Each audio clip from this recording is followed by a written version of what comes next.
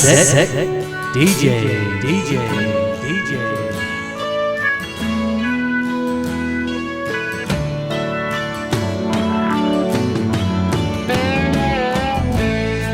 We are the Dissect DJs. I'm Ryan Castle. Joining with me, as always, is my partner in crime, DJ Jag, Justin DJ Garcia. Wicked, Jag in the building, and who you know we got? And once again, joining us, our favorite movie coverage guest, Jason Malabuyoc. Man, it's good to be back. New digs, new corner, The new studio. digs. Check AJ them out. Wait, We made AJ Wait, We made yeah. We made And it. who are we? We're the DJs that like to Spin it, mix it, throw it back, and dissect it. And today, we're throwing it back to one of all of our favorite movies, 1996, the one and only Happy Gilmore. which apparently coming out with a brand new part 2. I heard that. Sequel is coming out apparently like now. Yeah, like at the time today of or tomorrow or recording. something like that. Like so that's why I wonder why we're doing this exact episode. Marketing at its best. You know what we're doing. Come on now. It's all about timing, baby. It's all about timing. So Happy Gilmore, one of my all-time favorite movies. Really appreciate the fact that they're finally like making something out of it, because there are a few times where I actually feel like making a sequel in the deep future would work. But this is one that I'm like, I'd be signed off on immediately. Bring me all the Happy updates. Chubbs, no, there's no updates with Chubbs. The Shooter McGavin, the Virginia, whatever her name was, you know, all the any of the names you're saying, but we all remember this movie. This movie was something we all kind of grew up on. And we're like, what are we watching? Do I like golf? I don't know, but Happy brought a new element to golf, because golf has always been one of those things where it's like, it's peaceful. You got to be quiet. And he was like, no, we're going to make this. Happy disrupted the whole process. And I feel like it's something that was needed in golf. Why hasn't there been a guy that came out and did this? It's not illegal. It's just, you got to follow the way. You got to follow. There should be a Happy. We needed a Happy all along. Right now, we need a Happy. I would still love to have a Happy in the golf space. It would probably get me way more invested. We had a Tiger. He was cool. He did the, But he didn't disrupt anything. There was a tiger on the prowl at some point, but he's hibernating now. He's a little hurt. Yeah. A little injured. But let's start here. Do you think that this movie created 30 plus years of Adam Sandler in leading roles that we've just become accustomed to? It definitely helped. This is what I feel like. He had a couple other movies prior to this. He had the Billy Madison, which is Really just Billy Madison, It was I a think. little childish, right? And they had a weird movie called like Boat, like on the, what was it? I know. Overboard. Overboard, yeah. That nobody saw, and I'm sure I've never watched it. I've just seen the cover at Blockbuster, and it just feels like, I don't need to watch that one. Yeah, don't get me wrong. I know the title, but I did not watch that movie. I felt like I knew that was like a stay away from the beginning. But I was ready for that question. Yeah. We just got to be ready. Yeah. We stay ready around here. And he was in Airheads. He was a third member. Oh, that's of right. Airheads. Yeah, he was the Classic drummer. movie. Even though that movie was Pip. absolutely ridiculous. I loved Anyway, Airheads. we're not talking about that today. That's a different time for a different era. But yes, did it provide us with a bunch of Adam Sandler movies for the next 30 years? It definitely gave him the boost that he needed to be able to provide all the ridiculous movies that he was able to do over the last 3 years. So I'll say yes. I'll agree with that statement. I'll agree with it. I agree with like the first half that you said. It's like Billy Madison was the catalyst, Yeah. and then that kind of set it. Yeah. Because You think Billy Madison was the first thing to? That Well, yeah, it definitely set him off. Well, and then of set course him on the right path. And then of course his appearances on Saturday Night Live was really his initial introduction. But I think that maybe along with Jim Carrey, nobody has ever had a better launch to the first few movies of their career than Adam Sandler, that really just set them up for You Could Do Anything Without Fail for the next several decades. Mm-hmm. Let me just first throw it back to this. Do you think Happy Gilmore is actually Adam Sandler's best movie? Let's go there first. Did we not talk about this? You should have asked me this prior. So All right, we'll come back to that, because I at least say this because it'll make the point that I'm trying to make. I feel like, without question, this is Adam Sandler's best movie.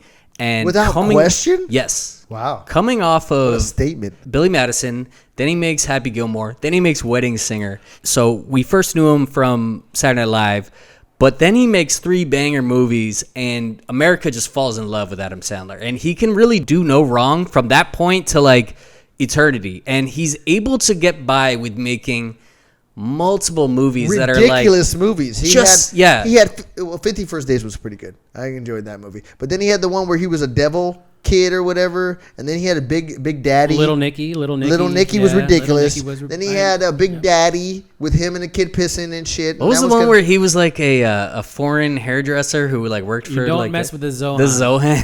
Zohan, dude. What? Had the blow dryer and then the pelvic thrust. Yeah. Then he had Jack and Jill and Chuck and Larry. Like, he was really able to just feast on the first few movies of his career. And like I said, I feel like he followed the Jim Carrey model, because Jim Carrey's first few main role movies were all bangers. In like 1 year, he came out with Ace Ventura, The Mask, and Dumb and Dumber. And he was just set. And then Cable Guy came after that. Cable Guy sucked. He blew it. He went off the fucking edge with Cable Guy. But it didn't matter, because he already had like established himself as like, America loves watching me do these movies. They're all funny, and I could just go ahead and coast from there. And I feel like if we look at actually Adam Sandler's career, if you go look at his SNL work, he was beloved on that show, but I would just say go back and watch it and tell me what Adam Sandler did that was actually like really funny. Yeah, he was a third character. He was just charming. He used to do the update stuff, and he would do those songs, which I would actually argue go back. You say song? This is one of the songs from.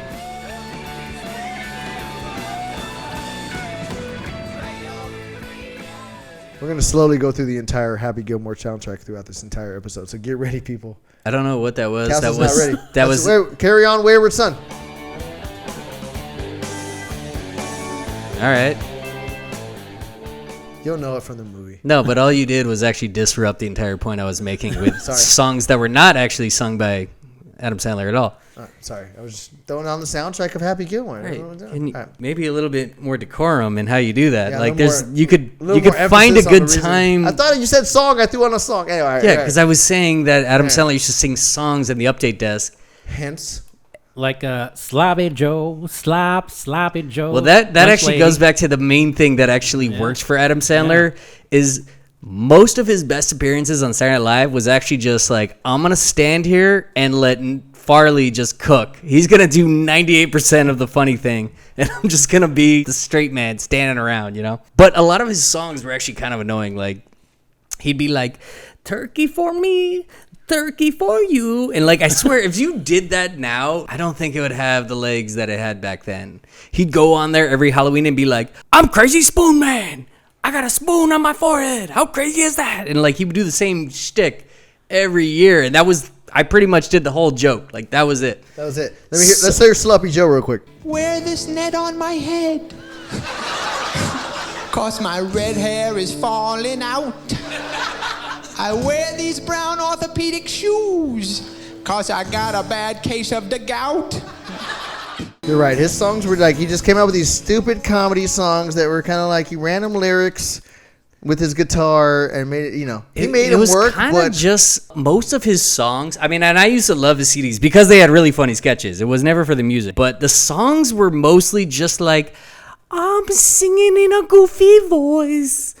I'm gonna do another rhyme that says something with this noise. Like, he would just do that. That was actually pretty good. He did a great job impressioning that. I could make some Adam Sandler music. Like, and then he would just like strung like basic chords and a guitar. Get this guy a guitar over here. That was kind of his whole like music shtick, and he would do that on SNL all the time. And as you just heard with what you were playing, the crowd would just laugh at everything. They loved it, man. What would he say there? Like, I have red hair and I have a hairnet on my head. And like, everybody was like, I love it.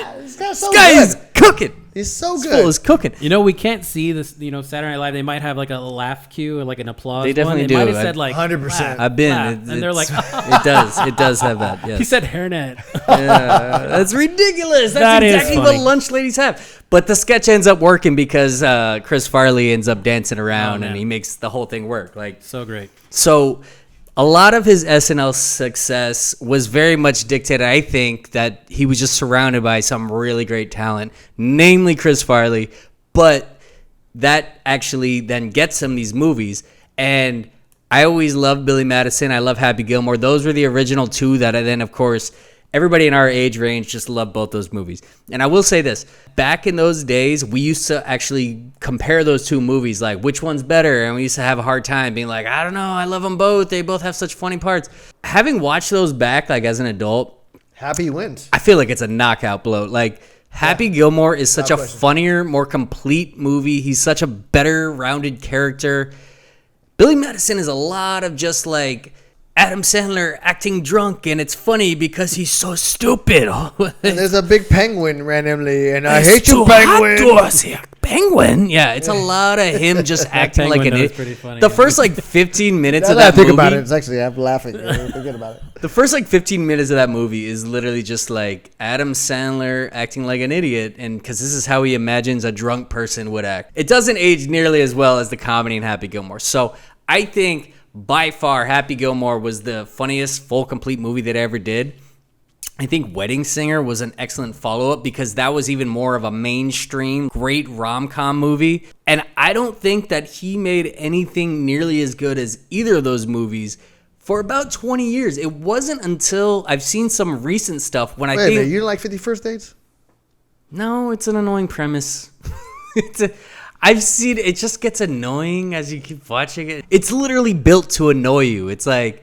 Oh, the girl just keeps forgetting stuff, and the idea that her family would literally like repaint a wall every single night just to be like, well, it makes it easier on her. Like, I don't know. I try a little harder. I couldn't get through it. Yeah, I'm not a big fan of I'm it. gonna apologize to my wife right now. Favorite. Because That's a family. She loves that movie. I'm like, I'm just gonna be on my phone over here. I go to sleep. But let's not sleep on The Waterboy. I think that movie is pretty fucking funny. I know we've talked about this. He's not a fan. He's not a fan. It's not my favorite. It's not nearly as good. I don't like Adam Sandler anything for 20 years. Well, I thought he was so much funnier as Happy than as what was that, Bobby Boucher? Yeah. I feel like Happy was like more of who Adam actually is. Exactly, which is like, what carried him. That makes a lot of sense. That's my point. Is that that's what carried him because he's actually the best part of everything Adam Sandler brings to the table in this role. Okay, he's lovable, but he's also got a quick switch to be like, I'll lose my shit, I'll fuck you up, and I'll like just go over the top. One of the things I love about the opening package of this movie,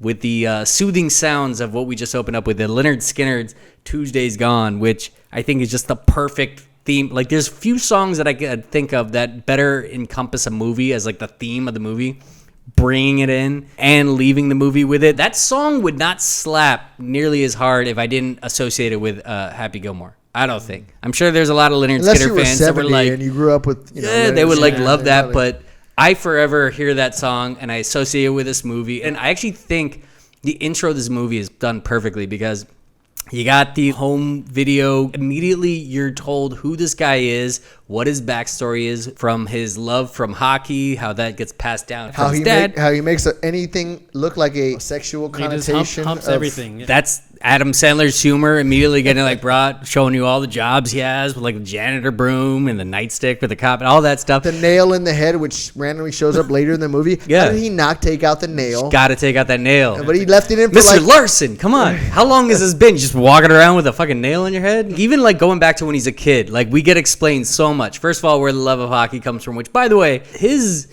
mom, absolutely right decision to walk out on his dad. Fool was like literally not taking his eyes off the camera.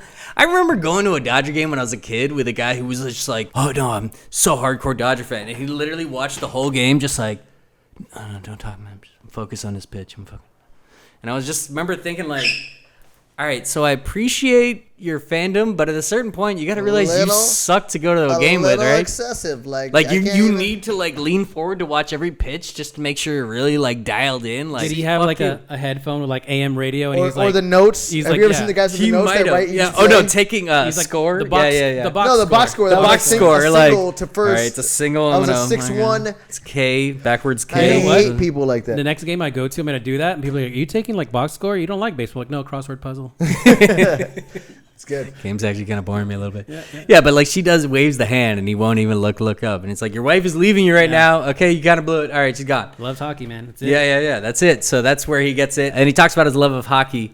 And he loves the Tasmanian Devil. It's Harry O'Reilly, who I actually looked up. Real hockey player. And he looks like this. Show the camera. There. Well, yeah, I'll throw it on the screen. I want you guys to see. If you looked up hockey player in a dictionary, there he is. His picture is right next to it. That's Zero incredible. front teeth, and he's smiling about it. And I was looking up other information, and I saw that he incited a riot once. He got in a crowd. and like started fighting fans. I would expect nothing less. Yeah, so that's He was missing not only his front 2, but like front 4 teeth. all Hell the yeah. front teeth. He was happy with it, and it's like back when I used to live across the street from North End, and the Kings would always go there. You always knew the Kings players because they were always just smiling. Not only were they missing their front teeth, but they were like happy to show everybody. They wore it like a badge of honor, just like Terry O'Reilly, who wasn't the biggest guy in the ice, but he feared no one, just like me. Just like me. So then we get possibly the funniest death in movie history because, first of all, whose angle are we getting as his dad's like, oh yeah, look at the ice. The puck gets shot directly at the camera, and it cuts right to after the funeral. I went to go live with my grandma. Yeah, my childhood was going great, but life is full of surprises.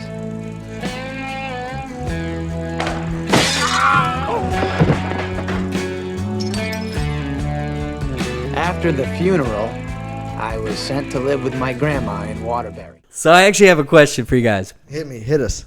Is that the funniest death? Hard thing to pull off, but is that the funniest death in movie history? Because of the way they cut right from life is full of surprises. If we're gonna jump to another movie, I have one for you. I'm just gonna share it real quick because I laugh every time I see it. But the other guys, That's the first one I have written. Bro. The other guys. I would love have- how that movie starts. two of the biggest movie stars in the world. I would have never thought they would be like, aim for the bushes. There was no awning in that direction. The Rock and Samuel Jackson. I love how that movie begins by looking like this whole movie's about these two guys and they're badass crime fighters. Am I wrong, or did they not play There Goes My Hero? They sure did. Aim for the bushes.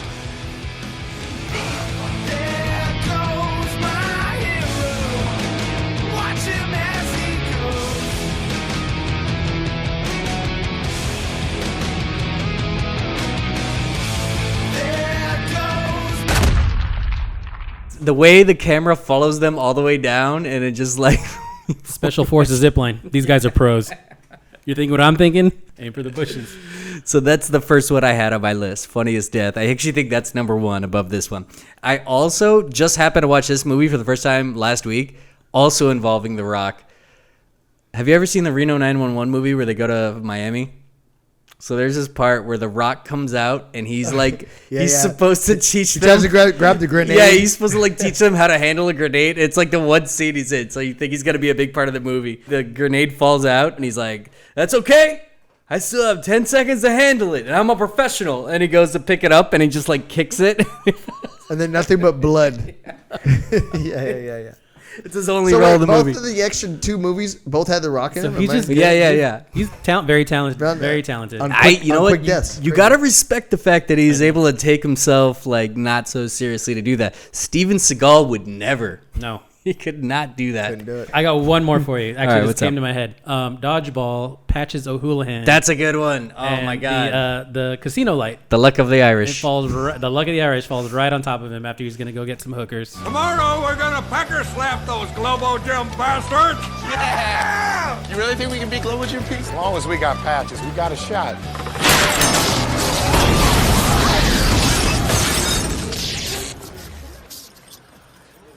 But anyways, immediately the next thing we see that not only does he then have like a rage about him when he's like, that kid right there just stole my party blower. Look at me go. See, after my dad died, I developed kind of a short fuse. That kid right there just stole my party blower, and instead of asking for it back, I felt I had to belt him in the head a bunch of times with a hammer.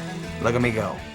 I always made my apologies worthwhile that he's like giving him a cake and he's giving him a back rub and stuff. So I immediately learned with this perfect background song that Happy grew up without a mom because she left because his dad loved hockey too much. Without a dad because his dad died from an unfortunate accident watching hockey. But that's why he has a passion for hockey. That he also has rage. He also has a sweet spot to him that's like he actually really does like want to like be nice and like care for people. He just like has a rage about him. And then we also learned that he holds the 2 coolest records in hockey history. Which are? Most hours in the penalty box, and he was the only one to take off his skate and try to stab somebody. Which record do you think is more impressive? I'm gonna go skate because you got to keep people on their toes. You got to be on the ice a I lot. believe that's called the enforcer. That's Yeah. what it's called in hockey right there. So I want to see a banner. Marty McSorley Eat your heart out. Somebody have a banner that like upholds in the rafters. Happy Gilmore, only one to try to stab somebody with his ice skate mid-game. That skate is probably worth something now, too, actually. Yeah. And the scene forever lives in my head where he slams the guy in the head, and I forget what he says right there. When they cut to the now. Yeah. And he's Don't you ever try to touch my puck. Yeah. And we jump right to the now. They're like tryouts, and they pretty much let everybody on the team except him and like 2 other players. And he's like, hold up, what about me? And they're like, oh, yeah, are you not on the list? Better luck next year. I don't even know why they're like, oh, we called your name, right? At that point, I remember as a kid being like, yeah, just lie to him. Like, hey, I think you did. And I'm just going to saunter over. Mm-hmm. No, but they laughed sounds like you're saying, at yeah, Happy. yeah. They laughed at Happy. You fucked up. Why did Happy not know how to skate in the first place? You spent all of your life. I tried to learn how to skate for like a couple months as a 7-year-old, and I got a pretty good grapple on it. I don't know why. He was shot at 21. It was crazy. Yeah. And why did those coaches, when he fired the puck right at their glass, they didn't even flinch? God, He did man, have a what hell of a shot on him. If he Hell could of a aim, shot. if he could aim that thing like the guy from Mighty Ducks, I think he would have had a chance. But What was his name again? Fulton Reed, Fulton. everybody. Yeah, Fulton. yeah. so good. Jay Way is always on. Further discussed in our episode on Mighty Ducks. It's actually crazy. I'm just realizing this is our second episode discussing hockey. Yeah, hockey's not really that big of a sport. In This is more of a golf movie, though. And guess what? It's a golf. That's right. It's that's right. actually a golf That's would've movie. never- you would've Let's get never into known. that. What's the All next right. thing? Before you do, another song from the movie. 1, 2, 3, 4. Hey! Pule, pule! Watch it now, watch it! What scene was that from? I forget, but it's on the soundtrack. That album cover, though? Show them the quick clip of the album cover real quick. Wow. What Dude, were you she guys had- thinking? My goodness. Wait, what band is that? Oh, do you want to see it? Look at this. We'll look at it real quick because you're going to throw that on. Look, Fuck what are was- these guys? Sam the They Sham went and all the in, man. No, Pharaohs. Yikes. All right. Bold choice to make your entire career band's image about.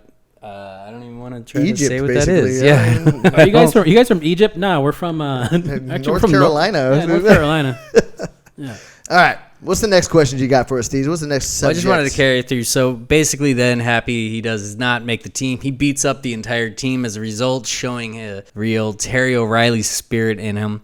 Then he comes home, and I just have down Happy's girlfriend might be like the shittiest display of a girlfriend in movie history. Like, clearly there's past issues with them. She's for sure sick of him as like chasing a hockey career when he doesn't even know how to fucking skate, which I understand, and she has full reason to do that. But how was that their breakup moment? See you later. Hey, can you just stick around? I kind of had a rough day. Bye. When are you getting back? Never. And he's like, when are you coming back? And she's like, never. And he's like, what? And she's like, bye.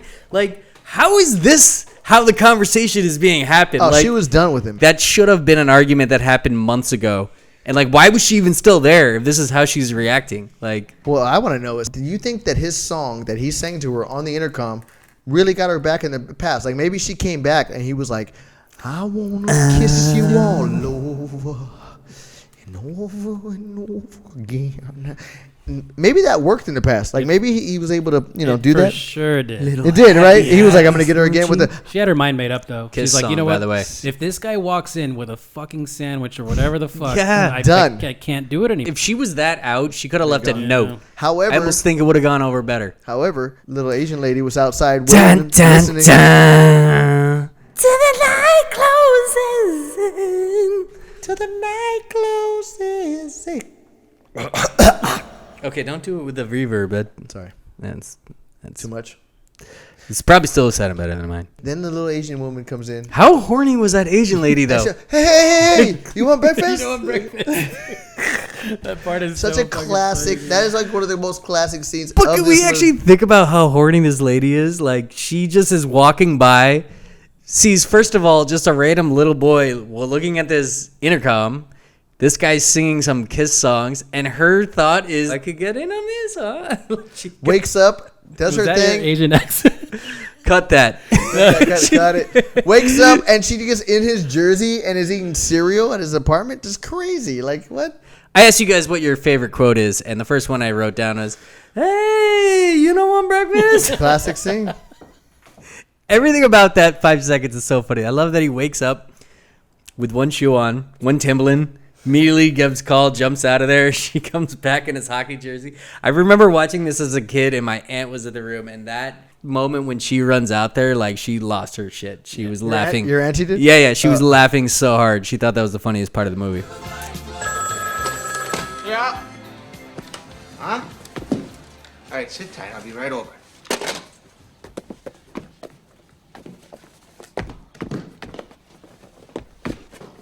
Hey, you know our breakfast? My scene, just jumping forward way to like the middle of the movie, would be go to your home. That's your home.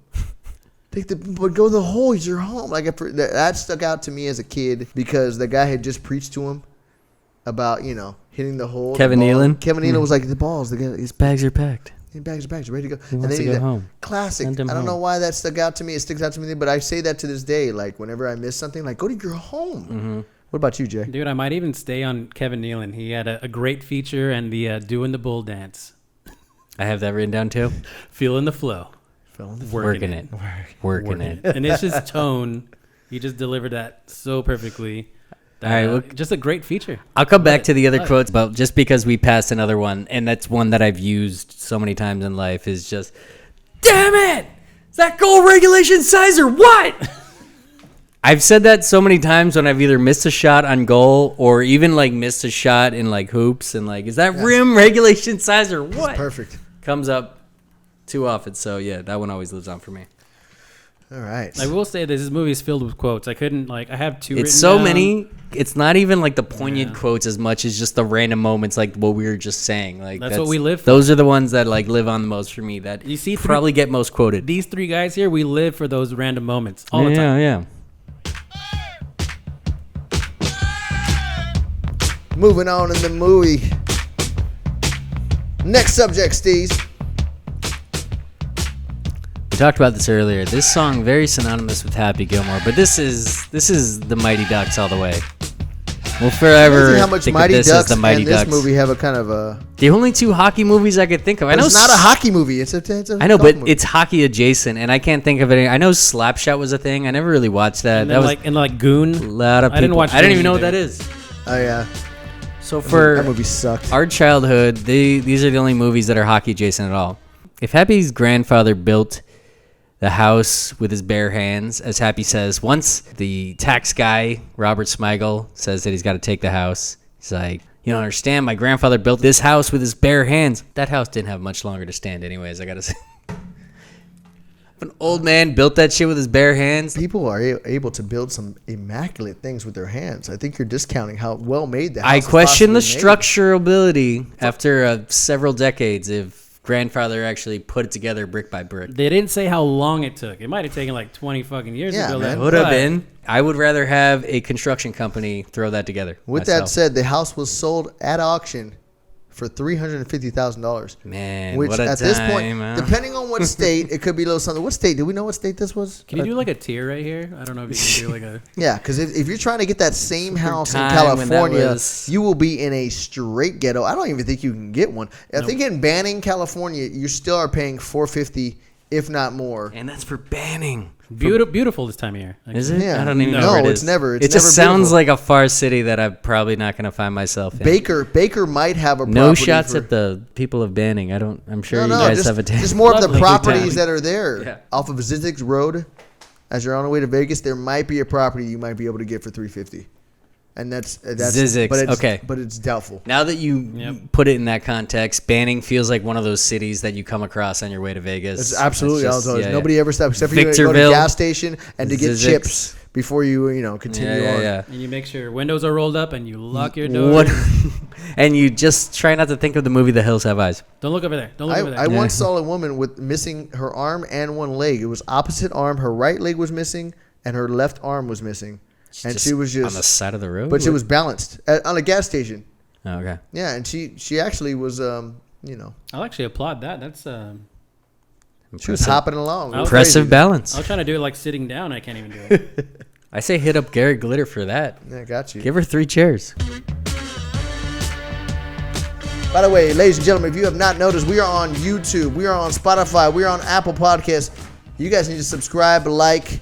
I hate the world of podcasting as far as like subscribe and like right here, and then you put a little beeper sound and shit. Bing, bing. I hate that shit. But apparently you got to do it to have a successful podcast. So where would it be? Would it be like right here? It's here. There. Castle. Oh, there. Yeah. One of those places. I'll put it right there. I'll make it work. And also, like we always say, comment on our Instagram and TikTok. We love to talk. We'll talk some shit back to you. If you don't like it, suck my white ass ball. There you go. We'll fucking Happy Gilmore that shit straight to you. All right, I want to get to the part where Happy actually learns how to drive, because he learns his grandma's getting kicked out of his house. And then we got Will Sasso as one of the movers, and he goes out and finds them golfing, right? Okay. I remember that part. Will Sasso has the worst golf swing on record that I've really ever seen. Show it real quick. Cut the golf sissy crap and finish up in there. Relax. Think of it as a way to enjoy your grandma's possessions for another half hour.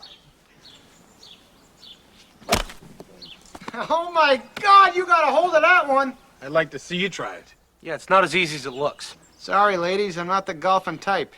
I'll tell you what. You hit a ball past my ball, and we'll go straight back to work so you can watch your precious hockey game. Give me the stupid club.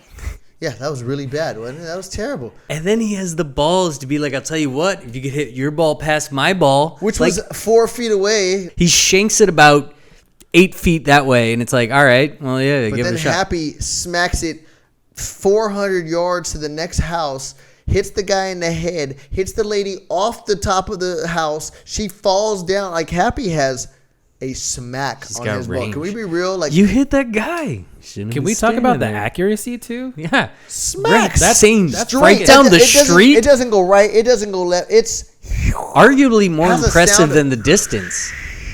Like he gets Superman it right down the middle of the street. It goes through trees. Like, it doesn't get stopped. It hits leaves. Yeah. Like, he has some velocity behind that ball when he's going. And throughout the movie, let's be honest, he hit a hole in one, and he was like, I should just try to do that every time. Oh, it's way easier. I should just do that every time. I think that's the only hole in one he hits, except when he's a Subway candidate. Talk about a hole in one.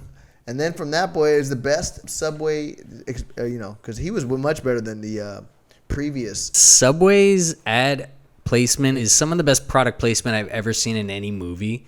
They're featured all throughout in the best way possible. Like, he wears a Subway shirt. Subway is on the caddy's bag that he carries for him. Even at the beginning when he's like, hey, I came home with Subway. It almost just kind of feels like, I feel like Adam Sandler just likes Subway. Considering that now we're in an era where Subway is doing anything and spending no expense. They've lost so many stores. To try to get you to forget about their previous spokesperson. Yeah, who was that again? They're throwing Charles Barkley at it. They're throwing Steph Curry, Tom Brady. They're like, I feel like Megan Rapinoe, just Simone Biles, like every professional athlete that would cost a fortune. They're throwing all of them, be like, no, look over here. Forget about what we did the last decade and a half. He even wore a Subway T-shirt to what's his name? His trainer's funeral. What was his trainer's name? Chubbs. It wasn't his funeral. That was just the 100% that was at his funeral. He's at his funeral. It was the golf tournament. They had a little display for him. Okay, where he also wore it, and you could look back at this if you like, because I just got done watching it. He shook the empty hand of Chubbs with a Subway shirt at the funeral. All right, maybe Subway is throughout this. Maybe movie. it was just because they shot it at the same location, but it's clearly the same tournament that they're already at, and that's why Shooter's there, and he's like, congratulations. You killed a legend. Dude, can we talk about Shooter real quick? Wait. It's like people only do things because they get paid. That's just really sad.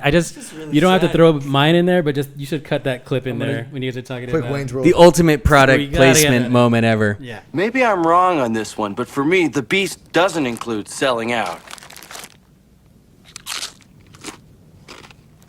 Garth, you know what I'm talking about, right? It's like people only do things because they get paid. And that's just really sad.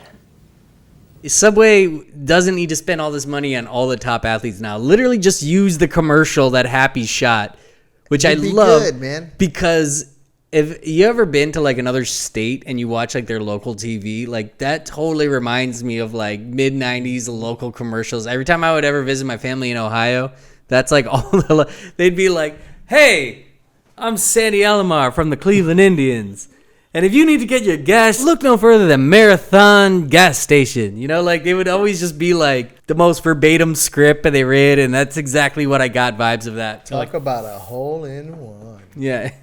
You got like 5 channels in that hotel. Nice. Yeah, exactly. Let's go to the shooter question. I know you had a shooter question. I do. All right, we could jump to Shooter. Shooter McGavin.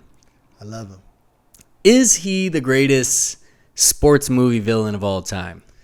Now, I'm going to say real quick, I'm going to jump in here. I don't think Shooter was a villain. It was Shooter's time.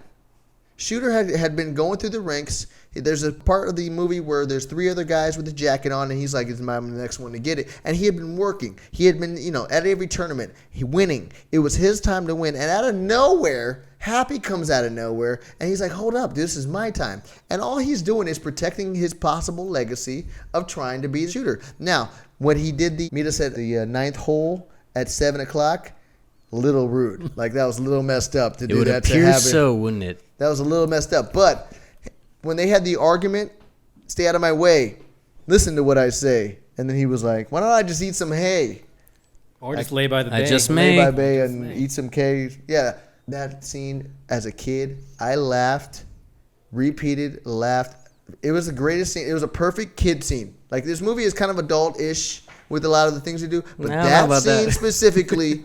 That scene specifically made me... Bob Barker's in this, dude. This is adult specific. Like, nobody knew who that was except adults. I would argue that any kid in the 90s who stayed home from school at any point knew who Bob Barker was, because it was pretty much you either watched him on Price is Right or you watched Sally Jesse Raphael. Maybe a little Maury Povich or Jerry Springer. Which, by the way, I was on the Price is Right. Yeah. And I rolled But he didn't get to meet Bob Barker. I rolled $1 on the wheel. That's right. Wouldn't it be hilarious? Now, we haven't seen the second movie, the new sequel just got released, but wouldn't it be hilarious if in the new one he gets in a fight with Drew Carey? They have to throw him in there. I'm sure they thought of this. This is a simple thought. I don't think Drew Carey could fight like Bob Barker, though. Like, they'll make it happen. He's from Cleveland. Cleveland rocks. Cleveland does rock. Oh, nice. I will counter your Shooter was actually not that big of an asshole thing by bringing a series of things Shooter does that makes him a complete asshole. And I'll ask you which one, you tell me. What's the biggest asshole move that Shooter does in this movie? Go. Number 1, when he first meets Virginia Bennett, Julie Bowen, and she's trying to introduce herself as the tour PR director, and he immediately interrupts her with, what would be great if you could get me a Pepsi.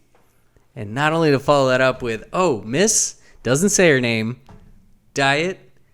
It's like if he sees a woman start talking to him, his mind goes to like, oh, this woman's here to serve me. So why don't you go ahead and get me a Pepsi before you talk about all that professional mumbo jumbo.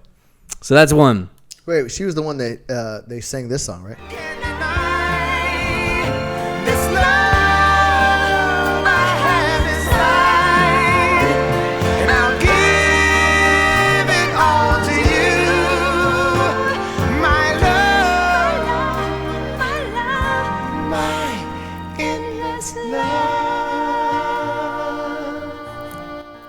For Happy Gilmore, anything. That Zamboni driver kind of brings that whole scene. He makes it for him. He's just lip syncing the whole time. He's like, friends listen to Endless Love in the Dark. All right, so that's one. All right, one. He starts his entire introduction in the movie with his back turned. Like it was some big cameo that he could present to everybody. Ladies and gentlemen, a big surprise for you. Shooter McGavin. How long was he standing back there? Did he like go on stage? Like they're going to freak out. The 9 people in the crowd right now are going to be like, what? Is that Shooter? What about taking the house?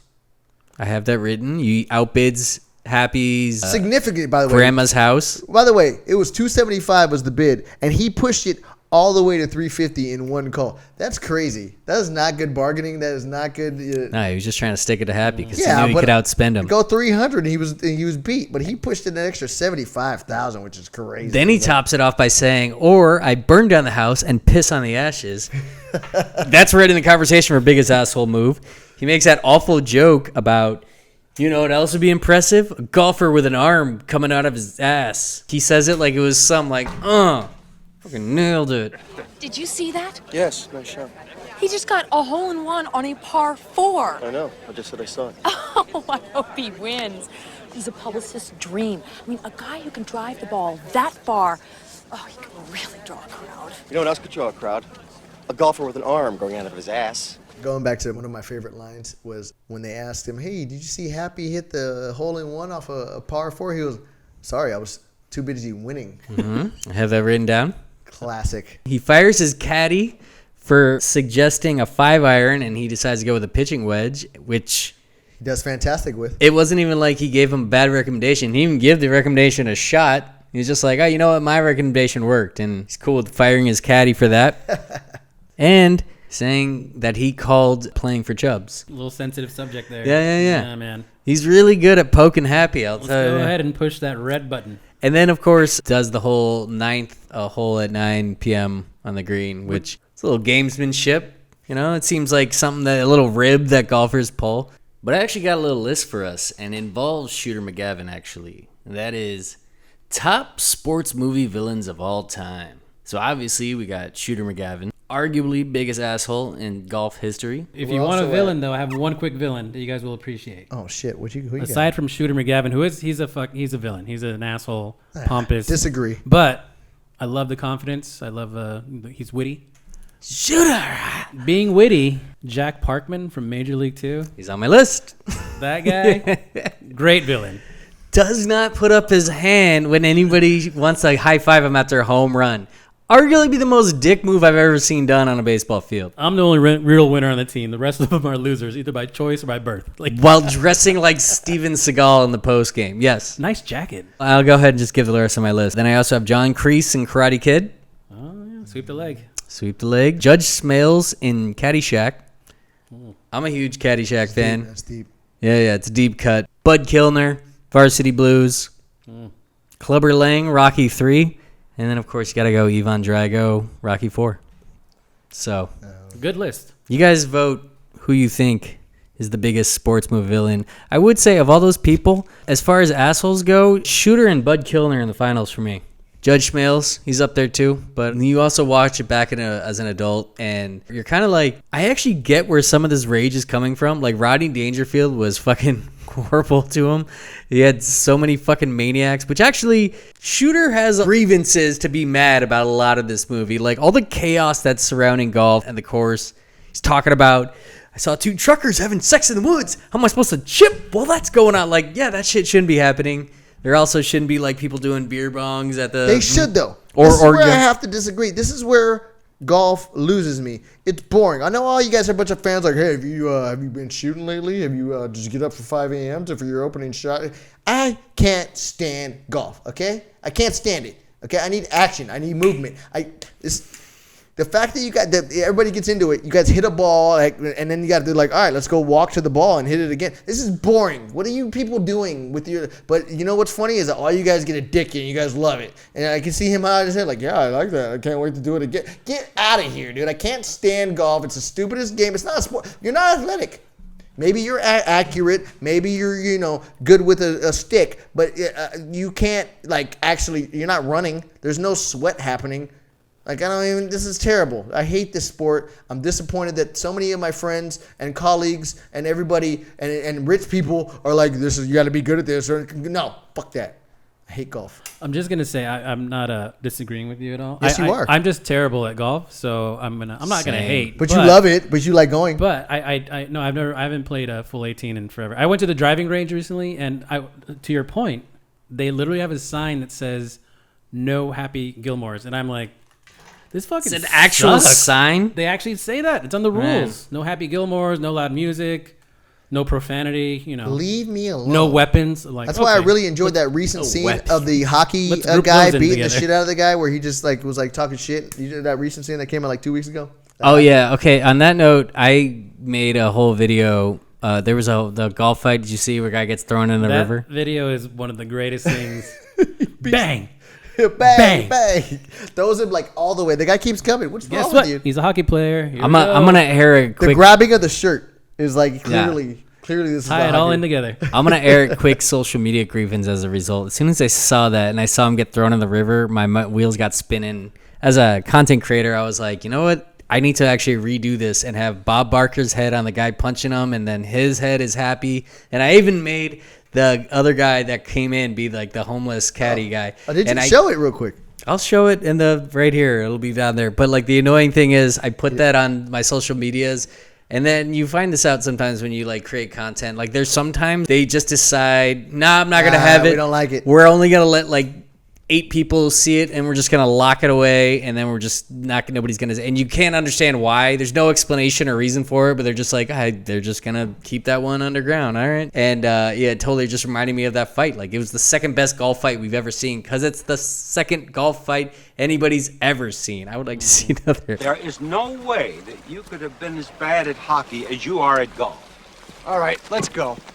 Oh! You like that, old man? You want a piece of me? I don't want a piece of you. I want the whole thing. Oh!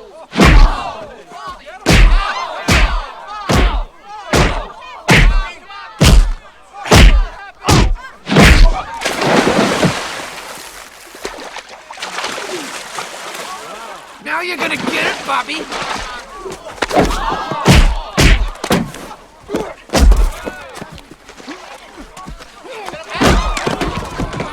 Can I give you a fun fact on that, Bob? Yeah, I know you have a fun fact about it. I have a great fun fact on this. Okay. So, I heard that they originally wanted to cast Ed McMahon. Ed McMahon? That was, yeah, that would actually, I could totally see that. They wanted to cast Ed McMahon. He couldn't do it. And then they were like, this is Adam Sandler telling this story. I heard this today. Yeah. And he's like, we didn't know who would want to do it. They're like, if Ed said no, I'm like, who are we going to get?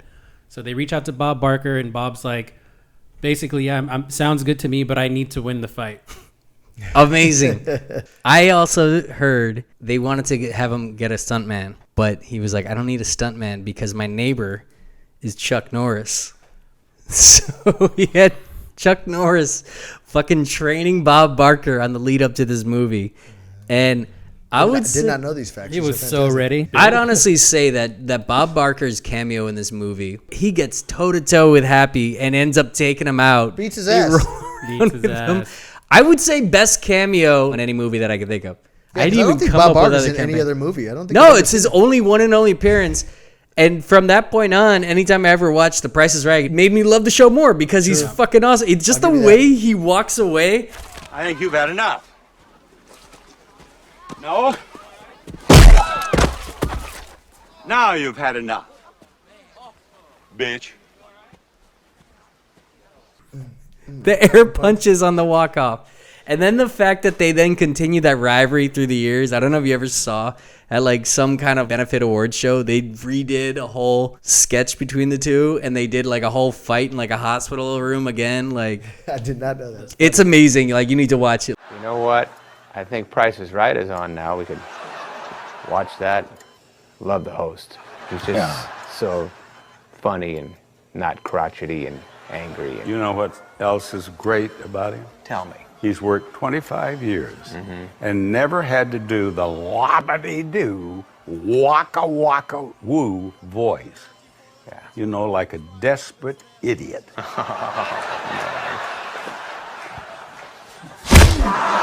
be nice, could you, Bobby, huh?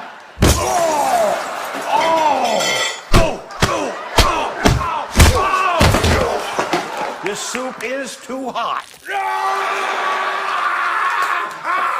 Now you're gonna get it, Bobby. I think those balls would have been a lot lower.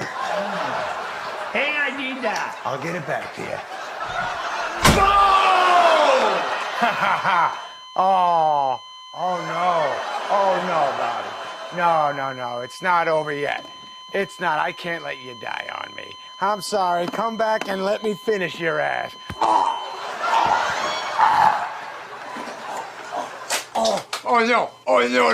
No.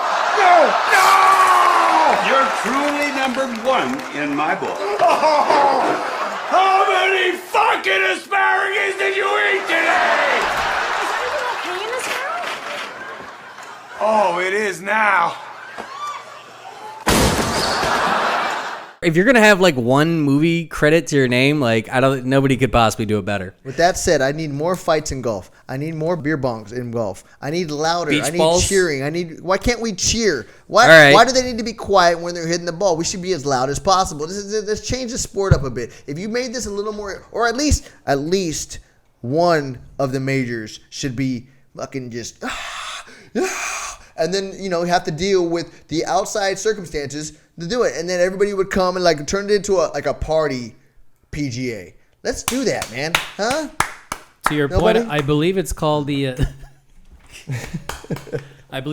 Waste Management Open. Look that up, dude. Yes, that does exist. Yeah. It's basically. I think you would have the best time. I need to be there. That's what that is. Yeah. That sounds fantastic. So next time we'll be shooting live from the Waste Management Open. Fuck yeah.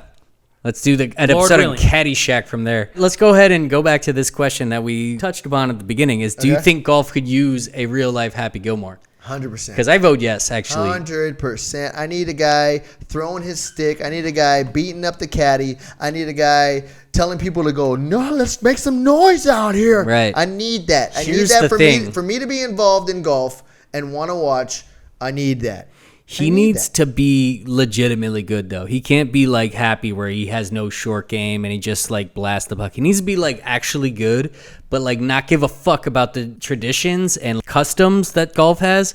But he actually needs to win in order for that to actually like matter and for him to actually get the traction. Because let's be honest, Happy would have gotten thrown off that tour fucking a weekend. Like he does so many things immediately. There's even one point when he just shucks his putter and the caddy just catches it, and I was like, caddy just saved him from potential manslaughter right there. Like Aggravated assault. He just hacked it. I don't think that should be allowed, like play to the rules, but they definitely need a Happy ASAP. Can we let all athletes do steroids too? I'm like for that right now. Especially golf. Do you remember Barry Bonds? Let's get more golf steroids Barry going Bonds on. was the most incredible hitter I've ever seen in my life. They could not throw to him because he would guarantee knock the ball. Sammy Sosa. I know I'm talking about baseball right now, but and I think Tiger was actually doing steroids. There was like a meme career. out there. It's like, let's just see what like the human form can really do. Yeah. And I'm like, I'm 2000s. tuning in. I don't care if it's fucking racquetball and they're on steroids. Guess what? We're watching racquetball. That's what's happening. I'm watching racquetball. You know how hard those balls will get hit? Like it's smack. Pickleball. I need any kind of ball. Steroids.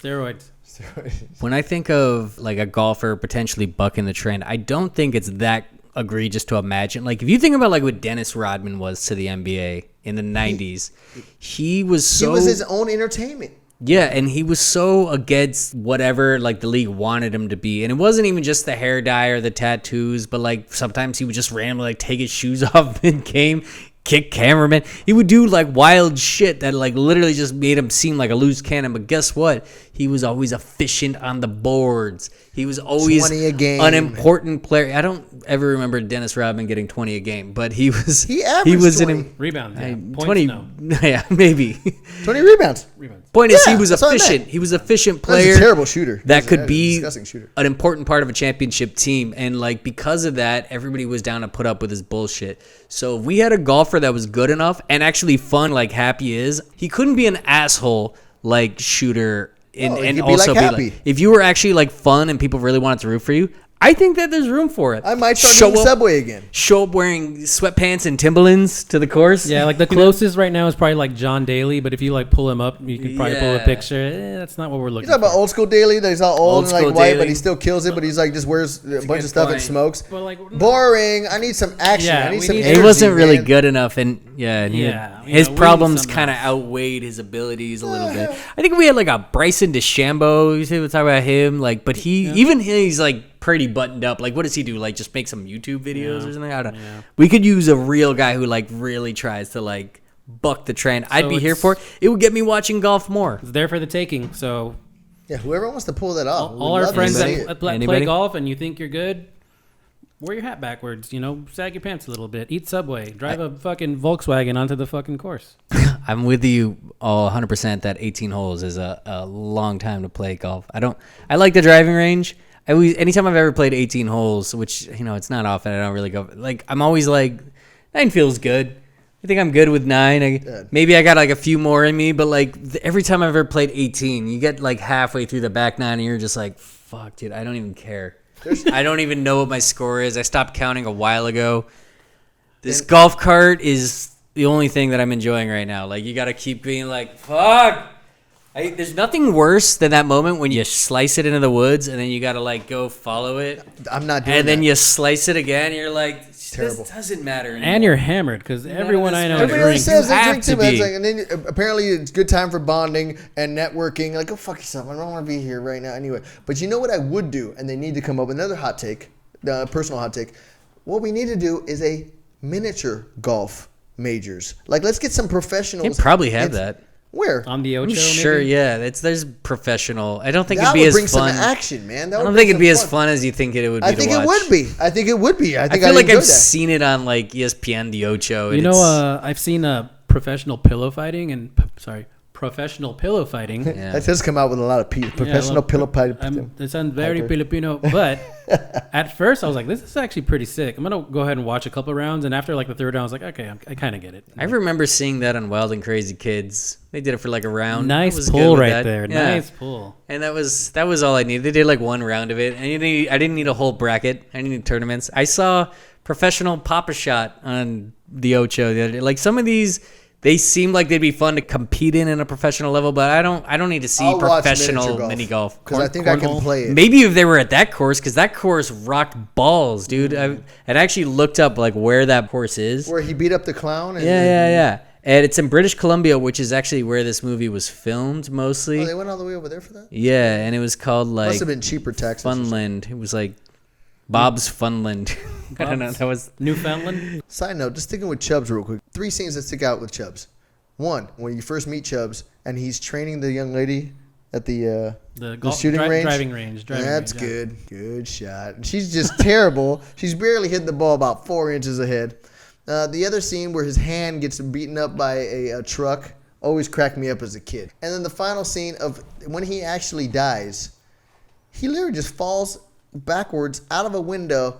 And then they had that one guy that's saying at the like in Lee Trevino. Yeah, Lee Trevino, he just goes no. Professional golfer, And then yeah. they skip out of it. That must have been a big scene. But like Chubbs made me enjoy this song. That was the most awkward window.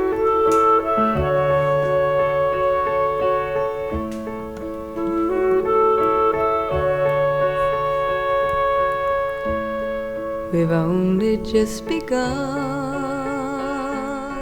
to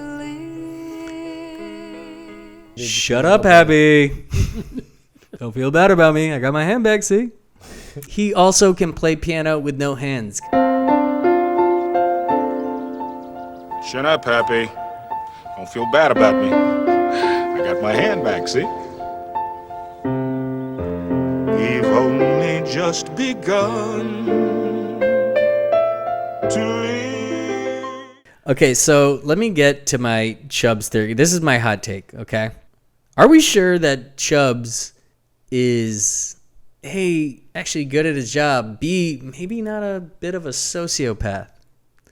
Now, I fucking love Chubbs. He's like my favorite character in the movie, maybe other than Happy. Carl Weathers just has that such like a teddy bear. You just want to love him. He's a great teacher. I love him in this movie. But let's just go through some of the points. All right, hit us. By the way, I wore that hat 2 episodes ago, or 3 episodes recently on our Whitney Houston and me and Mrs. Jones I have episode. no idea what you're talking about. I wore the hat, Chubbs' hat. So if Should you have wanna- worn it don't for forget, this We got a one. bunch of episodes for this. Go check us out. Dissect DJs. All right, let's go through some of this. Hit us. First of all, first time we see him, as you mentioned, awful golf coach. Terrible golf coach. This lady's probably paying him a fuck ton of money. He's just staring at his program. But because he's a legendary, people mumbling, pay like, for that. there you go. Yeah, you know he's just raking her money. He's like, you're going to suck. I'm not even going to bother, teaching you anything. That's it. Yeah. All in the hips. So he's robbing that woman blind of her golf lessons. Right. Then he's continuously ready to jab his hand into anyone knowing that it's a giant 2x4 with fingers carved out of it, right? Constantly using it and just poking and prodding. And then when it gets crushed, he puts it out to like shake hands as though it's gonna uphold. And, he's like, oh boy. It's like, why did you even try to shake hands with it when it's literally still got like a wet Why would glue you on get it? a Like, wood hand for your hand? Yeah, there's yeah. So many different possible better prosthetic rubber concept out there. Yes. I do like that it's like It's hilarious. He's like clearly holding it. It's like a foot longer It's than just so much longer. It's just like his arms in the jacket like this the whole time. I also heard that they made it a prosthetic then because his character in The Predator got that hand blown off. So it's like maybe that's him. Little Easter egg. Maybe that's him. Wow. Maybe he's actually still that This guy. movie goes deeper than I thought. Wow. Oh, it does. I got another fan theory for you in a minute. And then he carries a fucking loose alligator's eyeball around with him in a glass jar at all times, ready to fucking put it in anybody's face. He has to show what he did. I mean, I get it. I would do the same thing. If I took an alligator's eye out, You would keep it in a glass case I would have that at all ready to times? show, like, guess what I did? Think about it. If you're like single, what a great technique to, like, break the ice with someone. You know what? I'm a man. You know what's a way better technique than that is just by saying, hey, my girlfriend's dead, She got hit by a car. Oh, man. Hey, my girlfriend's dead, She fell off a cliff and died on impact. Really? I'm sorry to hear that. Yeah. No, I like the eyeball. I'm going to go with the eyeball as a better initiator. Something else I noticed is he is crazy obsessed with this alligator to the point, like, just seeing the alligator's severed head makes him fall back like 5 feet, fall out a window, and die. So he's clearly got a gnarly obsession with this alligator. But also, I don't know if you noticed this, most of the movie, he's got an alligator print on his shirt. What's that, like Lacoste, that bread? Yeah, he's wearing that throughout the whole Another Easter egg. Crazy obsessed with alligators all movie. I'm not saying I'm right. I just wanted to lay out the case.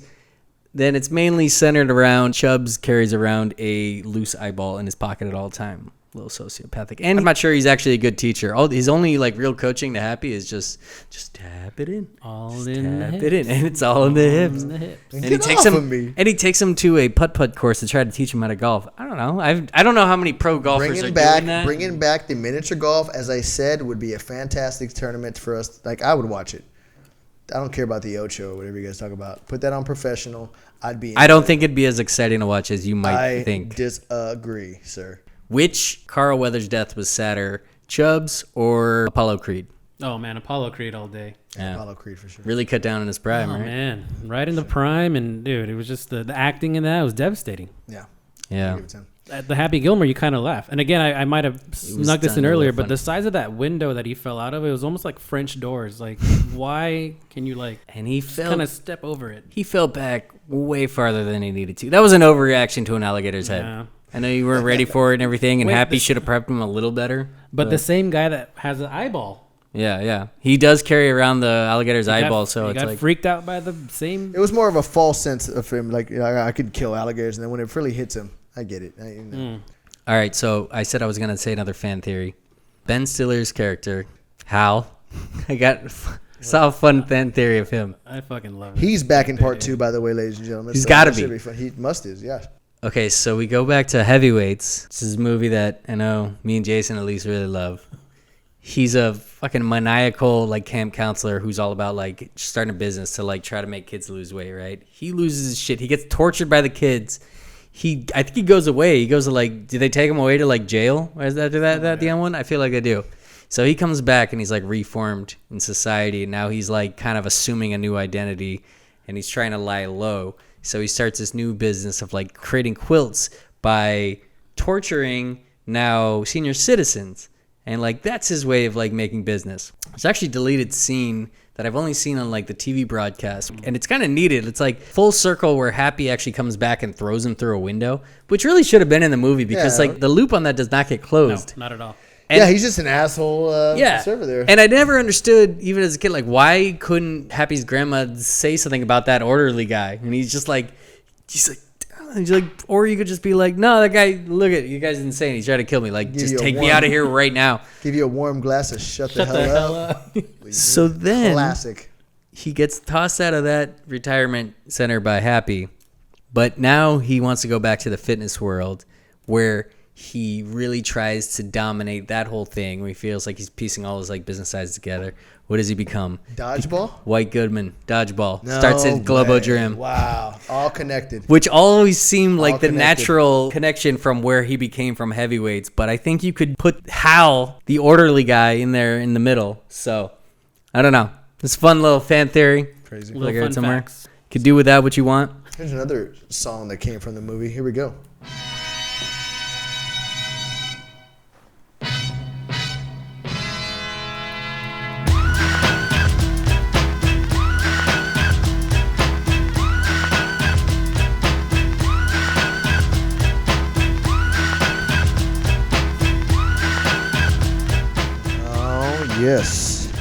Yes, that's the montage when he starts kind of putting it together. And he has that one shot where he just like does a drive and he goes right to, yeah! He knows immediately when he hits it. Yeah. You know what actually would have made that funny is like if they had the extended cut and then they're like, Happy, you shanked it in the water. It didn't go good. Missed by a lot. You should stop yelling about that. That was actually a bad shot. You just stop screaming. That first tournament when Happy first plays, Happy had every right to attack the caddy who grabbed his golf clubs. That kid just comes out of nowhere and just thinks he could just like fucking grab them and march off with it. And if we're dealing with a hothead like Happy, of course he's going to charge and be like, hey, those are my grandfather's clubs. Like he's going to take them down. His hair always stood out to me as a kid. Yeah. How is he excessive? Like damn near bleached blonde mullet fro. Like it was kind of true. It was kind of a trip. Yeah, it was a very mid-90s thing though. We used to go to school with a lot of kids who had similar kind of vibes. Right. And the flannel shirt with it. And like jean shorts. That was the kind of kid that made sense in the mid-90s. Yeah. It's hard to explain now. No chance Happy knows which ball is at the bottom of the lake when he jumps in there. He figured it out though. He jumps in there and he like looks at it. Just grab one. Like if you're gonna go all through the effort of like jumping into the lake to grab the ball, just like grab the first ball you think of. He's like, does make it funny that he like looks at one and like shakes it off. No, I had a Titleist. Then he has a chance to 4-putt to the win. How the fuck did Happy get such a big lead to where he can 4-putt to the win? You gotta have a massive lead. You ever watch a golf tournament on TV? He has a smack on him, dude. He's able to get to the green in one fucking But hit. then he doesn't know how to putt. Then it's when everybody else catches up. Yeah, well, he figured it out. That was absurd. He also got a hole-in-one, remember? Yeah. Also, I made a whole video about this, but when he punches that guy out and he just tears his shirt off in like half a second, that's the best knockout, I think, in like movie history. That guy that played that, like getting hit, he nailed it. Yeah. I watched that clip a couple times, and dude, it's so great. So just look, his head like flops and his hands the shirt next to his homie. Is this guy for real? Like, yeah. Fuck that guy. It's actually like my most successful TikTok video ever. The best 30 seconds in cinema history is just him knocking out that guy for fucking talking shit. And I'm like, you get in there and do it, Sparky. Okay, here's one. Adam Sandler might be the best bleeped out cusser in movie history. That entire sequence when he just keeps like... Yeah, it's classic. It's a combination of editing. The editor too. The editing of just being able to like hit like, eat monkey shit. Trying to think how many cuss words is like, you motherfucking piece of motherfucking shit. Yeah. You better not fucking. Anyway, make sure you bleep all this. You fucking let it lie. You fucking bitch. Throws the fucking guy down. But let me work with him. Piece of monkey Okay, fine. But he's your responsibility. If he cleans up his act, he can stay. If he doesn't, it's your ass. And any more of this, Suck it, oh! There you fucking lie, mother. and he's gone. You pussy bitch! You fucking play it where it lies. Fuck you! Then we also got to just talk about that last round. Okay, first of all, Happy gets insanely lucky throughout the entire last round. He has one where he like hits it 8 feet wide and it goes 7 feet past and that thing comes back. Kind of makes me think of the conversation he has with Chubbs earlier where he's like, well, some might call it luck, but I'll call it, well, luck, I guess, but so what? And then shit just carries on for him the whole rest of the way. I gotta admit, you were great out there today. Thank you. But you weren't that great. A lot of that was luck. Well, some might call it luck. I'd like to call it, well, luck, I guess. So what? Including into the last shot, which absolutely should not have worked for him. Like, that should have been, like, the worst. First of all, it was bullshit that he had to attempt that shot. Attempt the shot, yeah. Car drove on, hit him, and fucking thing fell down. Now he still has to, no, you have to shoot it. Yeah, what's the guy? That's the rule. Like, That's I can't change crazy. it. I don't think that, yeah. You've been making me so much money, but you know, guess what? Like, Glenn, what was that guy's name? Fuck that guy. That guy sucked. Yeah. Just because he had to hit it off Frankenstein's foot, like... However, the Jackass guy would have got kicked off the very first time he said Jackass. Oh, you ever see, like, Tiger Woods will, like, get somebody kicked out who takes a picture of him in his backswing. This guy's been yelling Jackass all day. There's no way. I hate that guy. No chance that guy's not getting thrown out immediately. And how do you get a fucking Volkswagen on the course after that? Crazy. And hit him. Like, actually smacked and Happy come in through. That shit would be like, there's no way they're not stopping the whole fucking tournament right then. Like, that would be like the biggest news of the month. Like, you can shout on the course, but it's like after they hit, not like before and during. It's in the hole. Yeah, we see that all the time. If a guy drove on Augusta and like ran right through the fucking TV station like that, yeah, he won't make it through the front gate. No, he's like, what are you with that fucking Volkswagen? And then able to drive away with it and shit. Run off with a flaming arm? Yeah. So then that whole thing falls, and even if they're going to make him take that shot, Shooter is completely justified in being flabbergasted and outraged that shot goes in. Like, that shot should have just been like the worst attempt. Slapped it off a window, and then it went 9 feet in the air, and it was like, I guess you lost. They went mini golfing purposely to practice for that shot, and he did exactly what he needed to. Read the course, went from here to here to here to here to here, and straight in the hole.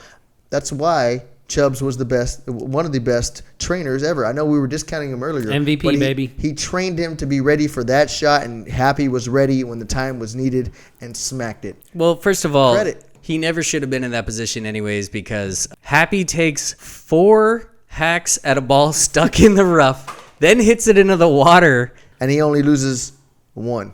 It goes from -2 to -1. He clearly hacked at that thing 7 times. And somehow only loses 1 stroke. Yeah. Like, you're out of the tournament from that point on. That is by far the most egregious not paying attention to how golf works. And that's in a movie where a guy drives a flaming Volkswagen through the green and a bare ass at one point just on the court, which is another most random shot of the movie. I've seen that so many times. I'm like, why is there just a random shot of a bare ass?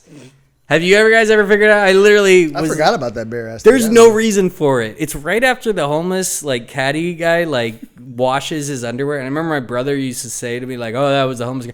It's not him. He's standing right there with full pants on. There's a random shot of like a bare ass, and there's no explanation for it.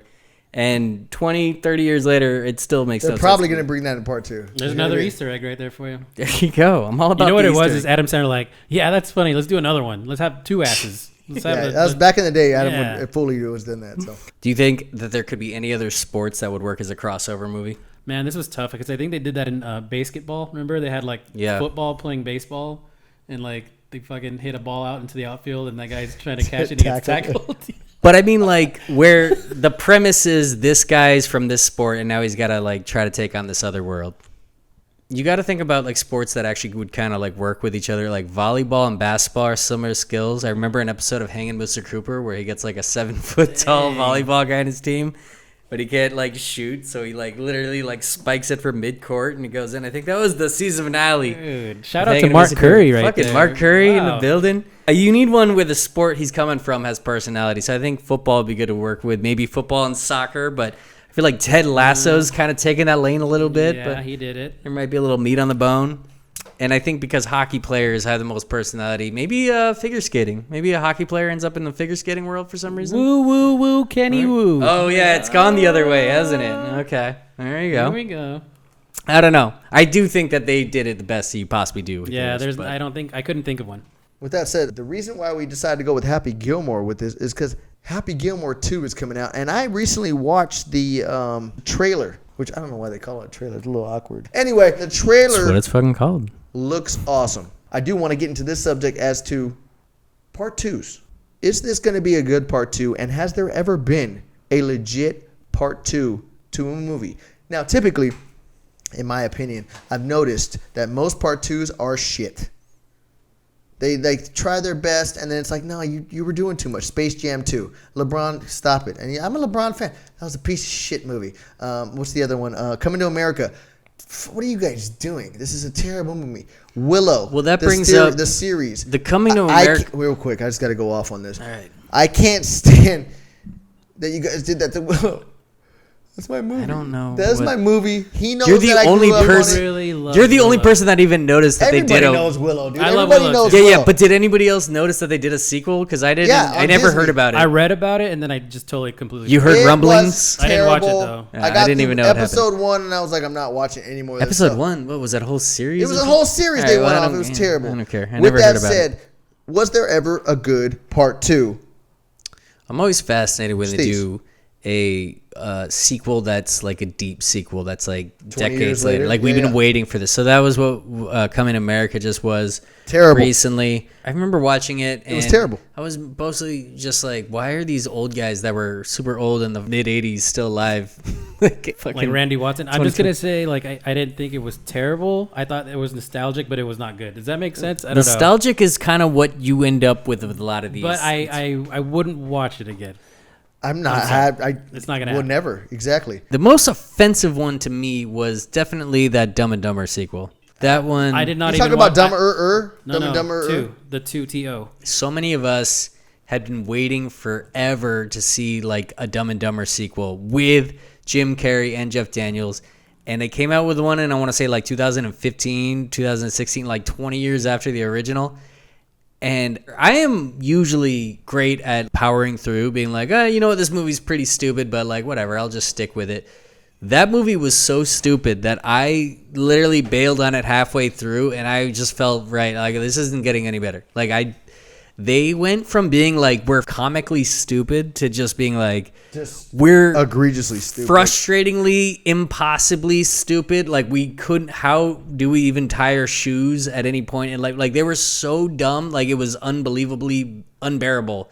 And I just thought, like, you know, this story's not catching me. I bailed on it midway through, and I've never watched it again. So you have a good one in mind? What's a good? But wait, second? this was the Dumb and Dumber with Jim Carrey that just came out too, right? Not a couple years ago, or the No, one I think that he's came talking out about the right Dumb after. like the one that wasn't even the actors. Yeah, that one was terrible. It but was. They did another sequel, like you said. I wish 30 years later. I wish Justin had actually listened to what I said, because I was just saying the one with Jim Carrey and Jeff Daniels. That's the movie. I was never gonna watch the one that was like their prequel. Yeah, I don't. Sorry, I was Don't adjusting. give a fuck. Yeah.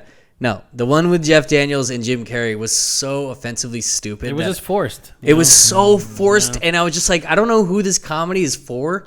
I don't know if like Not children for us. are supposed to think it's funny. I Not don't know for if the original fans, like the original movie had like smart. They were like real people. They were like realistically stupid, like sometimes really stupid, but like none of the jokes were just like, no human being would be like this completely moronic, and Big goals, that was huh? like what made it funny. This time it was just like these two are like missing majority of brain cells, and that's I skipped it. yeah, No I couldn't thanks. do it. I couldn't deal with it. So any good part twos? Because I got one in mind, but you guys go. What do you got? I mean, I can tell you my favorite part 2 of all time is Rush Hour 2. I think that's the best Rush. I Hour think 2 is it's pretty way good. better than the original. I watched Rush Hour 2 way more times, and I just think that they finally figured out like what to do with Chris Tucker and Jackie Chan, and they really hit their stride in that movie.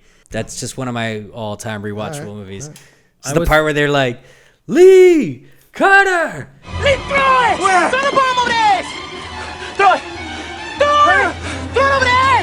No, there's people down there! Lee, throw it! Carter! Lee! Carter! Lee! Carter! Throw it! No! We about to die! You just get a feeling that they're just improvising, but then they're just like, what they do is just yell back and forth. I always thought that was so funny. The bloopers on the Yeah, all and the Rush Hour bloopers just show you exactly how much hilarity that those two were together. So See, I was thinking more like something. I mean, I have a lot of sequels in mind that I do love, but I was also thinking something that, you know, original came out 20, 30 years ago, so we're on that train still, just in case. And what do you got? We have one that we'll share, so I'll let him say that one. But Cobra Kai, The TV series? it was a TV show. Personally, I've only saw a couple episodes, but Castle loves that. It Castle saw loves that shit. saw success, right? That's what we're looking for. Like people like, get good reception and like popularity wise, it like shot up. That's what we're looking for, right? So, not saying that we enjoyed it or we watched it. Castle. I will say I enjoyed it, and I will also say that they set the blueprint for how to do a deep sequel. I think doing it as a series makes all the sense in the world. Yeah, except Willow. Yo, I don't know what that is. It was okay, terrible. I only know about Willow because you talk about it I love Willow. all the fucking time. I watch it once when I was like 8. I watch and it once a month. I think I fell asleep. Cobra Kai was able to take all the elements of a movie from 1984, and they were able to keep a 6-7 season series going that continued to find ways to like intertwine the stories from the movie, make you invested in Castle like loved how that. they were You actually. used to No, talk it about was it with just me. done so well, you know. And then they created new stories that kind of took the entire roles that they originally had and then reversed them. It was just done brilliantly. So yeah, good call. Did I steal yours too?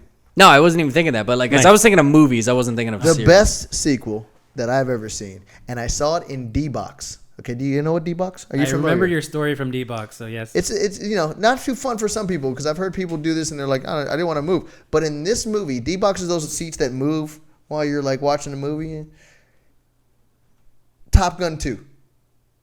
Oh my goodness. When you're in the seats, it felt like you're taking off and it was flying. You were flying while they were flying, and it was just the best. And the movie, as I watched it again off of Prime later when it came out, I was like, it's actually a really good movie. But watching it in D-Box was the greatest experience of a movie I've ever had in my life. Yeah, you became Maverick. I was Maverick. I was in a plane. Maverick. It was shaking. It was couldn't Fucking popcorn flying everywhere. I'm not a big movie goer. I don't go to movies ever. But for some reason, I decided, I think it's a good idea to go to this movie in D-Box, and did it. And did not regret it. It was the greatest whatever money I spent on it, and I was so happy. I took my mom, and she didn't like it as much because she likes to sit, but I didn't care. I enjoyed that. That movie is awesome though. The movie's fantastic. Fantastic. It's it kind of looks like Star Wars because they had a little point.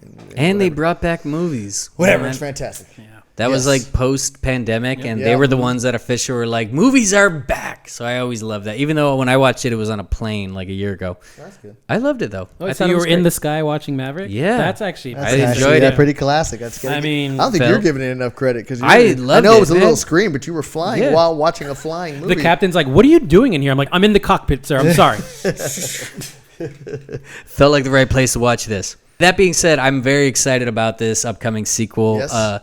Everything I've seen with the trailer seems like they've done it really well. I love that MJF is in it. He plays apparently Happy's son, who is a wrestler with AEW, who I've gotten to know pretty good over the last year. And just without even knowing anything about his role of it, like, I'm excited. I bet you don't know who MJF is yet. Idea. But once you see the movie, I think you'll have a new appreciation for him. And but they did bring back hilarious. Shooter's back. Of course, a lot of Shooter's the classics, a lot of classic people from what I saw are still back in Julie the movie. Bowen's back, and Julie she Bowen's doesn't back. have that awful 1995 hair that she had, which which I didn't like. All the vests, I like that. Yeah. All the pantsuits and the vests and like they look like tablecloths. It's hilarious because like as a kid, I was not even really able to like see past the hairstyle. I never was like that into Virginia because like her hair always felt like that of like a woman in her elderly age back then. Deer pictures. Yeah, well, that you want to know why that scene worked is because her hair was wet in it. Even though Shooter gets kind of handsy with her. I don't know. Let's just go to our happy place real quick. Yeah, the happy place. Such a.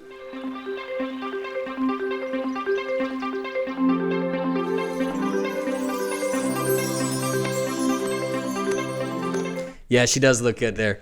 Shooter gets a little handsy with her when he gets involved. I don't know if you noticed that. I love his little like hip thrust. Yeah. But I noticed in this past one, he seems like he takes full advantage of the studio space on that one because like even after he gets like all up on her, she kind of like tries to do like a little wink to the camera, like that's the closeout, and he goes back in for another round, and then he lets his like hands really get over there.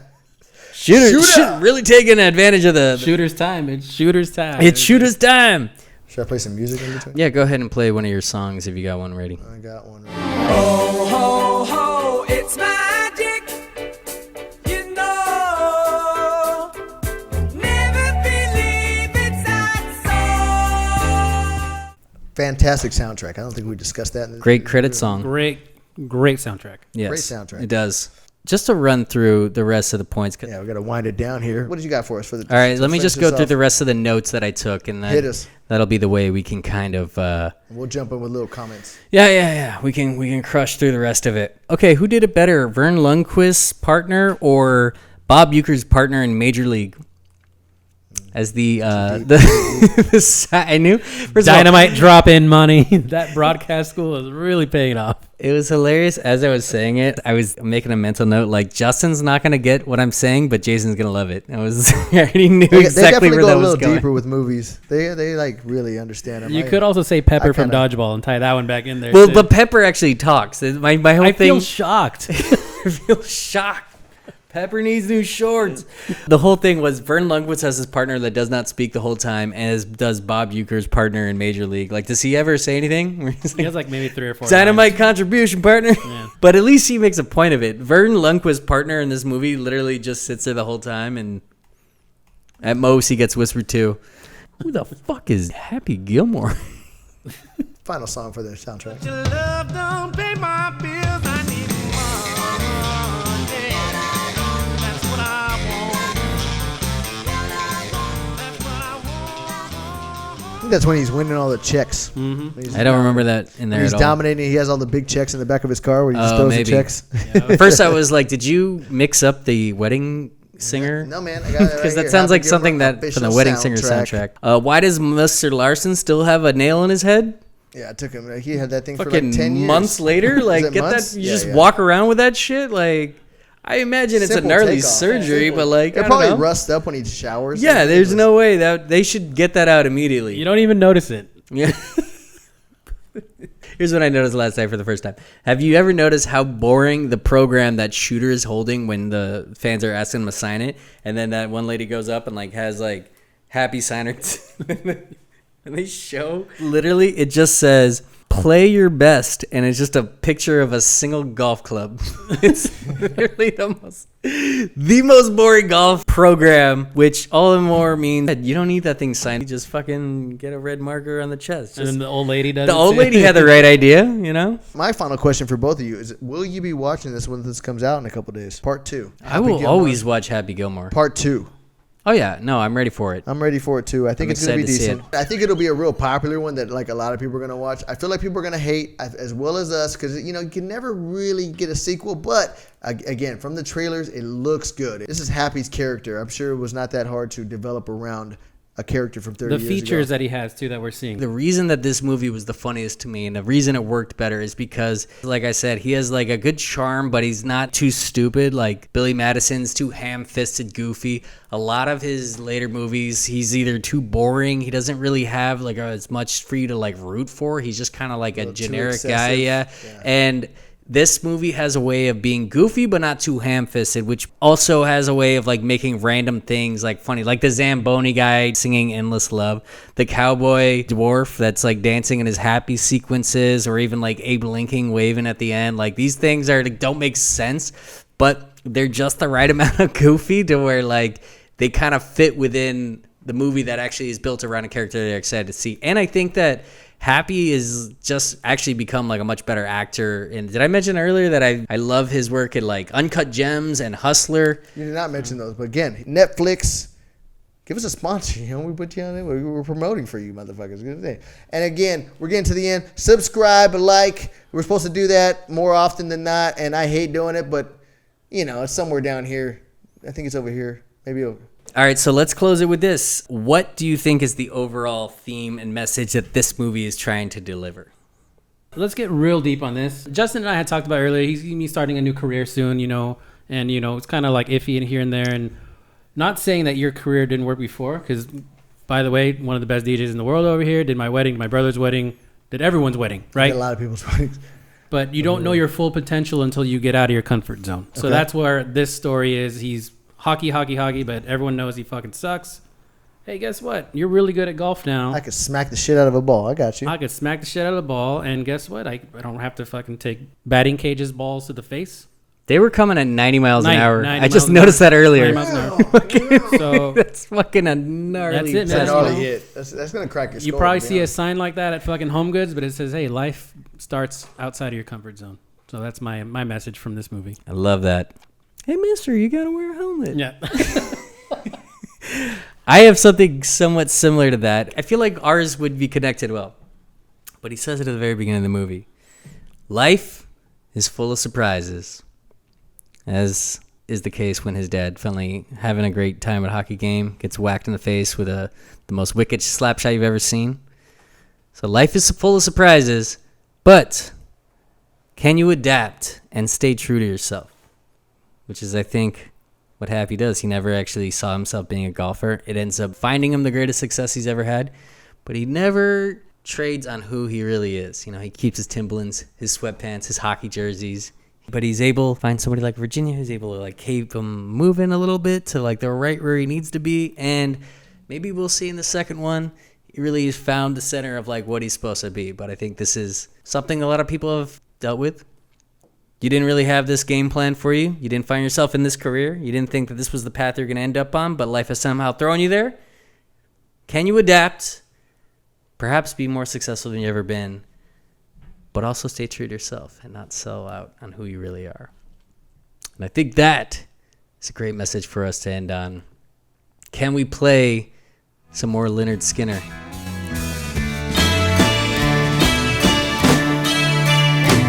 Dissect DJs. Hope you guys enjoyed it. A little too aggressive for the fade out song. We gotta go Dissect more DJs. the more happy rhythm. Dissect DJs. Sometimes Hope you life enjoyed surprises, but you gotta dissect it. And you never know when a movie that you always loved is gonna come back around in 20 years. The end.